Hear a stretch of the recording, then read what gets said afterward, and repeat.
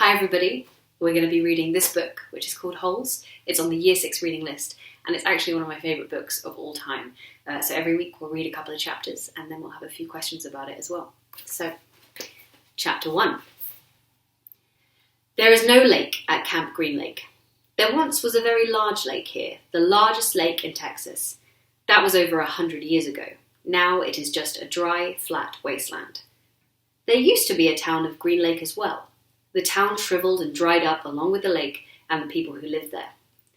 During the summer, the daytime temperature hovers around 95 degrees in the shade, if you can find any shade. There's not much shade in a big dry lake. The only trees are 2 old oaks on the eastern edge of the lake. A hammock is stretched between the 2 trees, and a log cabin stands behind that. The campers are forbidden to lie in the hammock.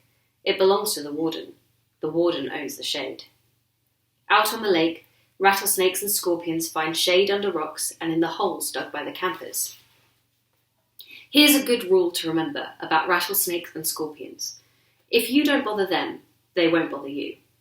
Usually. Being bitten by a scorpion or even a rattlesnake is not the worst thing that can happen to you. You won't die. Usually. Sometimes a camper will try to be bitten by a scorpion or even a small rattlesnake. Then he will get to spend a day or 2 recovering in his tent instead of having to dig a hole out on the lake. But you don't want to be bitten by a yellow-spotted lizard. That's the worst thing that can happen to you. You will die a slow and painful death. Always. If you get bitten by a yellow-spotted lizard, you might as well go into the shade of the oak trees and lie in the hammock. There is nothing anyone can do to you anymore. Chapter 2. The reader is probably asking, why would anyone go to Camp Green Lake? Most campers weren't given a choice. Camp Green Lake is a camp for bad boys. If you take a bad boy and make him dig a hole every day in the hot sun, it will turn him into a good boy. That was what some people thought. Stanley Yelnats was given a choice. The judge said, you may go to jail or you may go to Camp Green Lake. Stanley was from a poor family. He had never been to camp before.